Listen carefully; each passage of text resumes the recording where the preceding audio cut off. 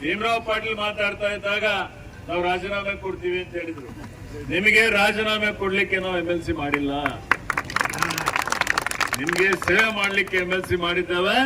ಹೀಗಾಗಿ ರಾಜೀನಾಮೆ ಕೊಡುವಂತ ಪ್ರಸಂಗ ಬರೋದಿಲ್ಲ. ಇವತ್ತು ಅದರ ಪೂರ್ವದಲ್ಲಿ ಎಲ್ಲಾ ಕೈಗಾರಿಕೆಗಳ ಮೇಲೆ ಕ್ರಮ ತೆಗೆದುಕೊಂಡು ಇವತ್ತು ಬಹಿರಂಗವಾಗಿ ಪಬ್ಲಿಕ್ ಡೊಮೇನ್ ಅಲ್ಲಿ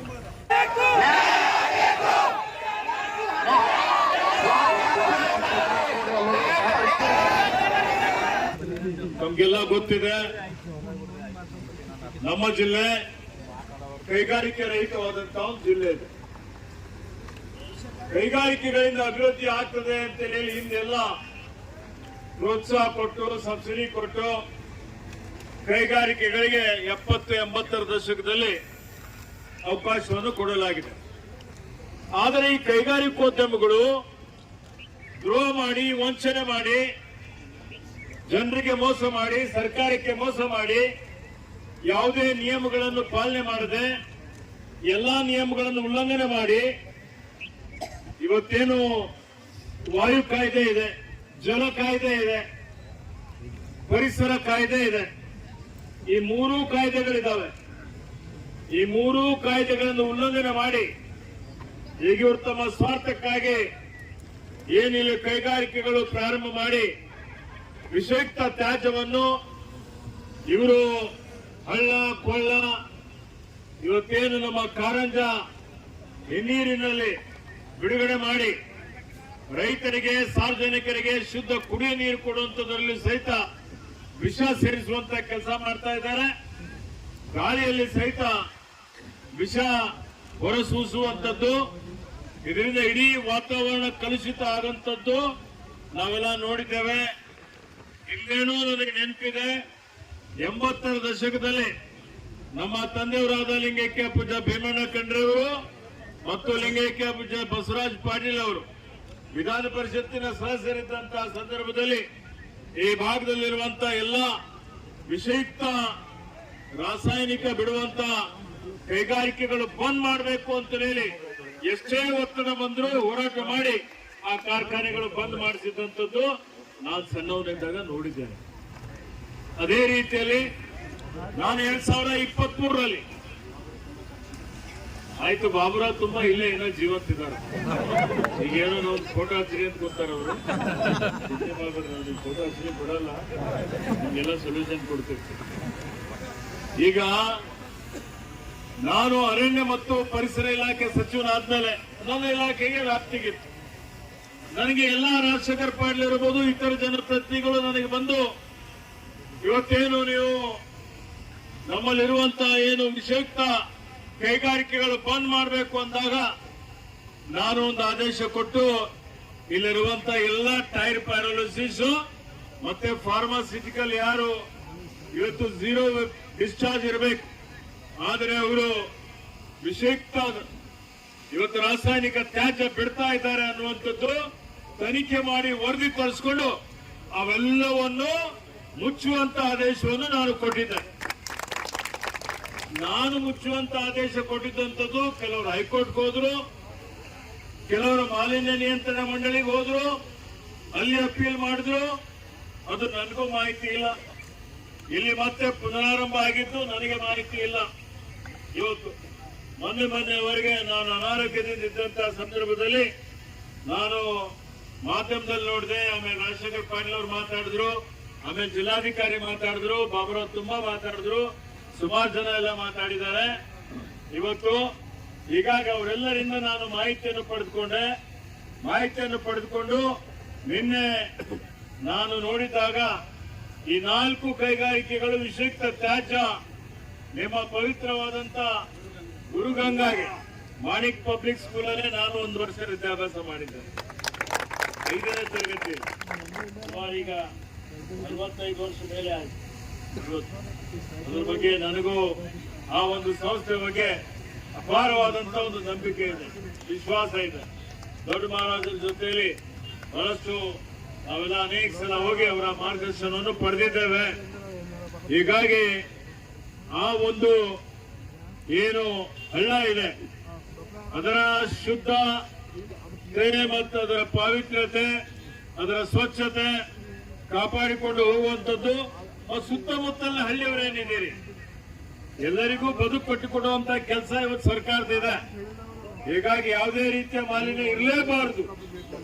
ಆದ್ರೆ ಈ ಕೈಗಾರಿಕೆಗಳು ಅಧಿಕಾರ ಅಂದ್ರೆ ಏನು ಅವ್ರಿಗೆ ಪರವಾನಗಿ ಸಿಕ್ಕಿತ್ತು ಅದನ್ನು ದುರುಪಯೋಗ ಮಾಡಿಕೊಂಡಿದ್ದಾರೆ.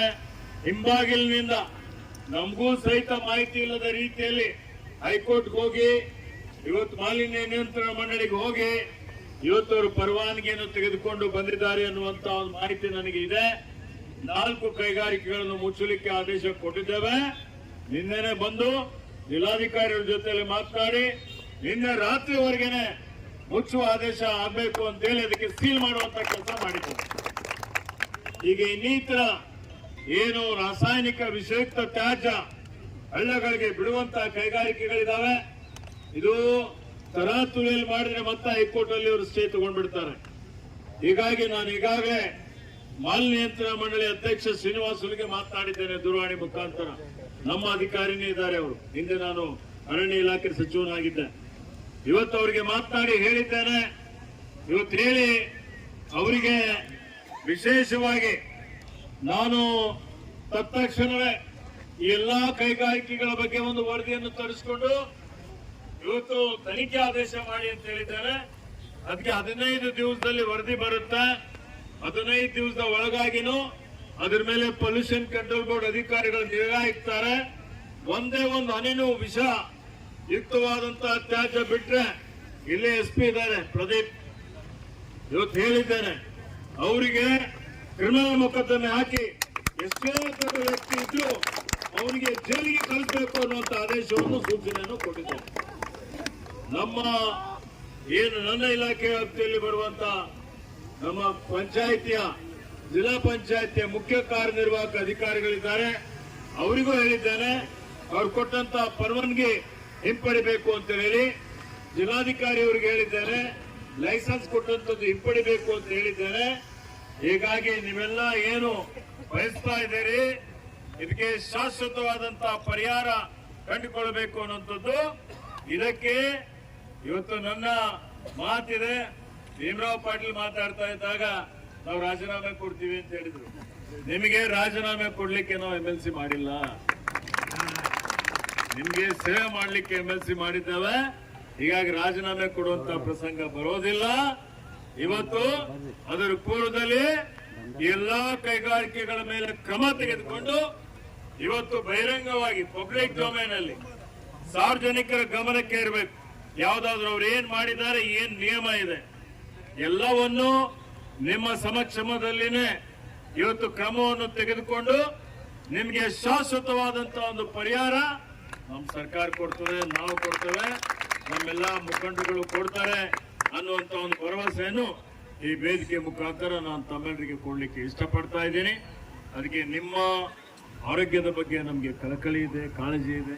ಮಾನ್ಯ ಮುಖ್ಯಮಂತ್ರಿಗಳಿಗೆ, ಉಪಮುಖ್ಯಮಂತ್ರಿಗಳಿಗೆ, ಎಲ್ಲ ಸಚಿವ ಸಂಪುಟ ಸದಸ್ಯರುಗಳಿಗೆ ಇದೆ. ಇಲ್ಲಿರುವಂಥ ರಾಜಶೇಖರ್ ಪಾಟೀಲ್ ಅವರಿಗೆ, ಇಲ್ಲಿರುವಂಥ ಜನಪ್ರತಿನಿಧಿಗಳಿಗೆ ಎಲ್ಲರನ್ನೂ ವಿಶ್ವಾಸದಲ್ಲಿ ತೆಗೆದುಕೊಂಡು ಇವತ್ತು ಈ ಒಂದು ಕೈಗಾರಿಕೆಗಳಿಗೆ ಮಾಲಿನ್ಯಕ್ಕೆ ತ್ಯಾಜ್ಯ ಬಿಡುಗಡೆ ಆಗ್ತಾ ಇದೆ, ನಿಮ್ಗೇನು ತೊಂದರೆ ಆಗ್ತಾ ಇದೆ, ಅದಕ್ಕೆ ಶಾಶ್ವತ ಪರಿಹಾರ ಕೊಡ್ತೀವಿ ಅನ್ನುವಂಥ ಒಂದು ಭರವಸೆಯನ್ನು ಕೊಟ್ಟು ಇವತ್ತು ತಾವೆಲ್ಲ ದಯವಿಟ್ಟು ನಾನು ಖುದ್ದಾಗಿ ಬಂದಿದ್ದೇನೆ, ನಿಮ್ಗೆ ಭರವಸೆಯನ್ನು ಕೊಟ್ಟಿದ್ದೇನೆ. ಕೊಟ್ಟ ಮಾತಿನಿಂದ ಹಿಂದೇನೋ ನಡೆದಿದ್ದೇವೆ. ಹೇಳಿದ್ದೇನಲ್ಲ ಈಗಲೂ ಹೇಳಿದ್ದೇನೆ 15 ನಿಮ್ಗೆ ಪರ್ಮನೆಂಟ್ ಸೊಲ್ಯೂಷನ್, ಶಾಶ್ವತವಾದಂತಹ ಪರಿಹಾರ ನಿಮ್ಗೆ 15 ದಿವಸದಲ್ಲಿ ಕೊಡ್ತೇವೆ.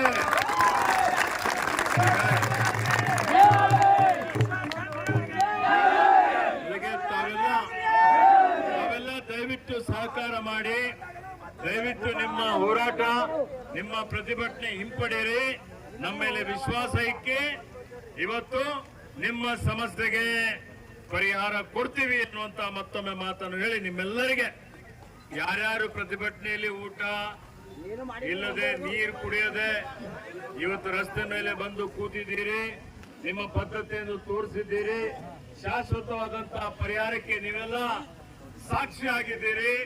ಮುಂದೆ ಯಾರೇ ಬಂದ್ರು ಹೇಳ್ಬೋದು ನೀವು ಪ್ರತಿಭಟನೆ ಮಾಡಿದ್ದೀರಿ, ಹೀಗಾಗಿ ನಿಮ್ಗೆ ಶಾಶ್ವತ ಪರಿಹಾರ ಸಿಕ್ತು ಅಂತ ಹೇಳಿ ಆ ಒಂದು ಸರ್ವಿಸು ನಿಮಗೆ ಸಿಗ್ತದೆ.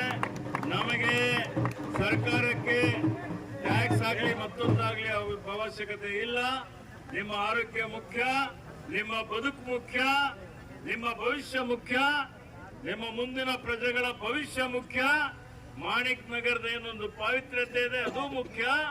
ನಿಮ್ಮ ಎಲ್ಲ ಹಳ್ಳ ಕೊಳ್ಳಗಳ ಒಂದು ಸ್ವಚ್ಛತೆ ಏನಿದೆ, ಗುರುಗಂಗಾ ಹಳ್ಳಗಳನ್ನು ರಕ್ಷಣೆ ಮಾಡುವಂಥದ್ದು ನಮ್ಮೆಲ್ಲರ ಕರ್ತವ್ಯ ಇದೆ.